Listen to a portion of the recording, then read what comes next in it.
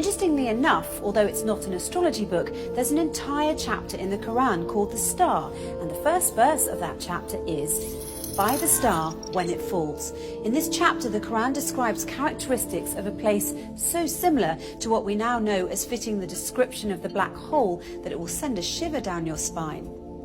In the Islamic faith, it is believed that God granted Prophet Muhammad a special trip to the heavens. This trip was miraculous, of course, as there was no technological way the Prophet could have taken such a journey at the time, seeing as how planes hadn't even been invented, let alone rocket ships. Nonetheless, if you study this miraculous night journey closely, you'll find that there are many clues to prove that this incredible journey did indeed occur.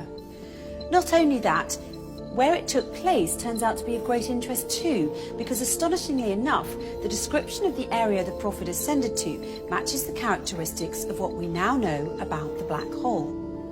So let's look at what we now know about the black hole through the recent discoveries of science and compare it to the mysterious area the Quran describes in its pages as part of this miraculous night journey the Prophet took. Firstly, in verse 16 of chapter 53, the Quran describes this place in space as very dark. In fact, it describes it as darkness covered or draped in darkness, which is not surprising. Space is a pretty dark place. Even so, some areas are darker than others, but nothing is darker than a black hole, because black holes have such immense forces of gravity, nothing, not even light, can escape from them. That's why they're black. And because they're black, they are veiled from direct observation. They nevertheless reveal themselves indirectly, as scientists have special tools that can help them see how stars that are very close to black holes act differently than other stars because of the immense force of gravity that black holes have, and this helps them identify the location of black holes. Secondly, according to the Quran, when ordinary people look at this dark area in space, they can't see it directly as their eyes bypass or surpass the boundary of this area, and they only see beyond it or around it. It's almost as if this area behaves as a lens. Science, it turns out, has a term for this. It's called gravitational lens. Let's take a closer look. Normally we think of light travelling in straight beams, but near a black hole, the powerful force of gravity bends and warps rays of light around it, creating a visual imprint on the surrounding material. Astrophysicists have proved that a black hole bends light to act like a cosmic magnifying glass, giving astronomers a view of an even more distant galaxy behind it. And this, my friends, is what we call a gravitational lens. However, the Quran brings our attention to an interesting fact regarding this matter in verse 17 of chapter 53, when it says, "The eyesight of the Prophet Muhammad did not swerve, nor did it pass beyond the boundary. He certainly saw it as one of the greatest signs of his Lord." Could this verse be alluding to the fact that the Prophet Muhammad actually visited the black hole and looked at it directly?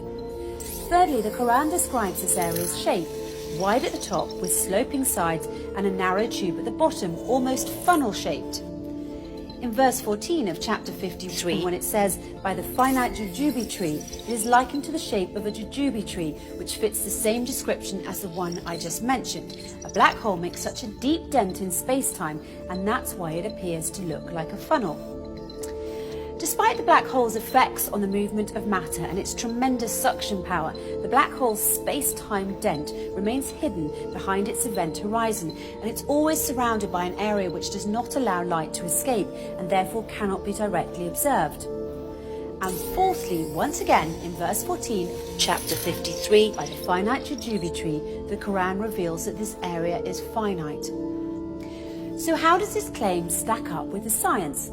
Until recently, it was assumed that black holes had such an infinite strength of gravitational field that occurs deep within them, ensuring that nothing, not even light, can ever escape them, and a trip into a black hole is a one-way journey.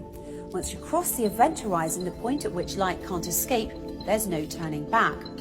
But researchers such as Georges Poulin, Rodolfo Gambini and Gerard Hooft have recently been able to prove otherwise and show that energy can escape black holes and that black holes are finite.